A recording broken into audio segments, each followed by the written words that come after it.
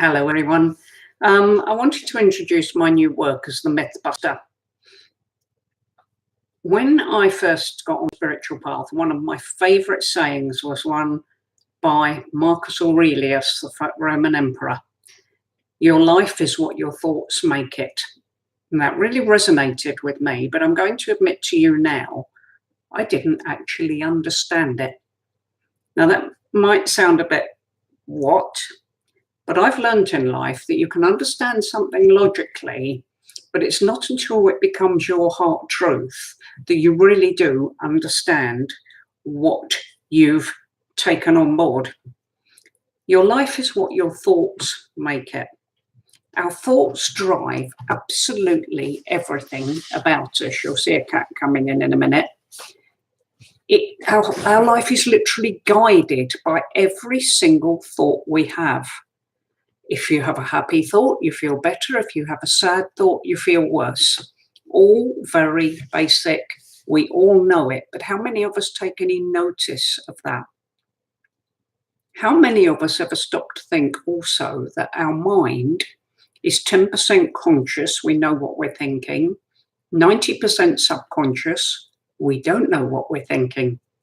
And if you actually stop for a minute and really consider that, you might think you know what you're thinking, and you might be allowing that 10% of your thoughts to guide your choices, decisions, and actions, but 90% of you is subconscious. That's a pretty interesting thought when you consider it, isn't it? This is Jojo. Okay. Here's another thing. You're born with a completely clear mind. You're just a baby. We know all babies lay there, they laugh, they giggle, they cry when they want their nappy changed or some food or a cuddle or whether they've got the wind, you know? They're just a blank sheet. And who writes on that blank sheet at first? Your parents, older siblings, wider family, then later on teachers, friends, colleagues. They all write on your canvas. They write your program for you. And depending on how the program was originally laid down by your parents and closer family members, you will take on board and believe, dismiss and let go of the things that are in your subconscious programming. That programming that was done when you were a defenseless child. Your life is what your thoughts make it. And a lot of those thoughts are not yours. By and large, parents are just ordinary human beings, taking out those that are abusive, those perhaps who struggle with mental health problems of their own. There are a lot of damaged people out there. But by and large, parents do their absolute best. But the only way they can train you in life is through their understanding of life. They can only do their best. They can't teach you something they don't understand or something that they don't have an answer to themselves. Think about that for a second. Their thoughts may not be your thoughts. Once you went to school, you started to break away from purely their thinking. And around you were children who may have been, if you'll pardon the term, screwed up by their parents and other people. And we're all there with 90% in our subconscious teaching each other.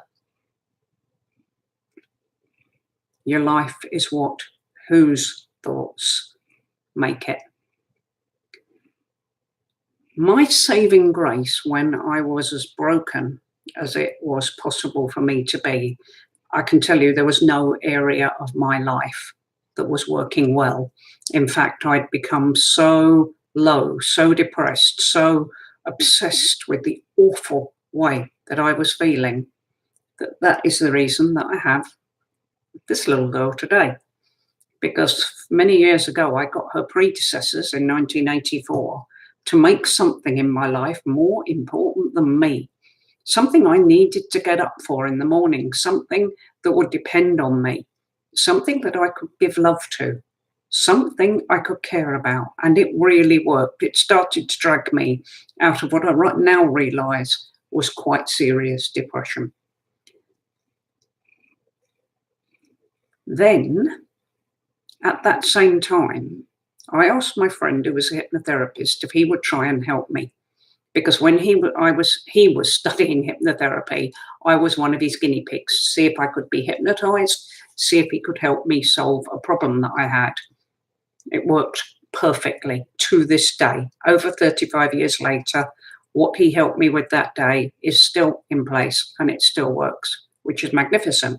So, of course, when I was in real trouble, I didn't really want to turn to tablets because personally, I was aware that my life needed to change, and the only way out of this was for me to change my life. I was very fortunate I didn't have a clinical depressive situation going on. So I asked Keith for help, and his first words were, "You could be 10,000 years old. You could have been your mother's sister, your father's brother, your brother's wife, and your aunt's cousin in a previous life. If it were true that you're a spiritual being of over 10,000 years old with many lifetimes of learning and wisdom behind you, would you have to believe a word anyone else says?" Interesting thought.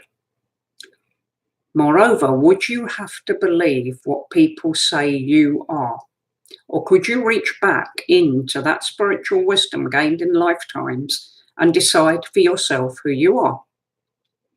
That completely blew my mind at the time. But we continued to work that thought through, question things that I didn't believe in. And eventually, we came to a point where I was starting to run everything said to me and about me through my own personal filters. And the way I did that was I set standards, kindness being my main standard, honesty, integrity, being as straight as I possibly can in life, authenticity. I set these standards, and then I started to say, that person has said this about me. I'm going to leave it over there. I'm going to think about it. If I feel they're right, I'm going to apologize, because I'm a human being and I can get things wrong. Every human being can. We can all have a bad day, a bad temper, a bad headache, worries going on in the background that nobody else knows anything about. If I'm wrong, I will apologize and I will mean it. If I feel most strongly I'm not wrong, I will explain why. And I decided that as I got stronger, I wasn't going to become a person to go out and have a go at others and no, nobody gets at me. I'm going to stand up for myself. And if you want to fight, you've got one. I made up my mind that was not strength and it wasn't what I wanted. That not everybody in the world could agree with me. Not everyone in the world could see the world the way I did. That I would be courteous and firm. And if that person couldn't take it, then I would simply choose to go away. Because another decision I made was not to keep unhappiness in my life if I can't deal with it. To respect the ideas and understandings of others. But if personally I couldn't deal with it, to walk away with no blame, no anger towards them, took a lot of learning. But if I actually backtrack through this little talk, your life is what your thoughts make it. You don't know 90% of yourself. 90% of yourself is subconscious and it is acting on you. And you were trained by other people. Your life is whose thoughts made it. If you are struggling, especially with lack of confidence, if people tend to come up and attack rather than support you, if they undermine rather than build up, sit back and think. And even if you don't believe in the spirituality, ask yourself, what if I was an old soul? What if I could decide who I am? What would I be thinking or doing or feeling right now? You'd probably be aware of the song that's come out from The Greatest Showman, "This Is Me." That's who you need to be. I hope these thoughts help. Have a lovely evening. It's 5:45 p.m. UK time now. Lots of love, and if you feel this video is worth sharing, I would really appreciate you doing it. I'm Deb Hawken, the Mythbuster. I do spiritual coaching, spiritual guidance readings. I'm a medium, I'm an author, and yeah, I think there's some, and I'm a professional public speaker if you want to engage me, and a member of Toastmasters International.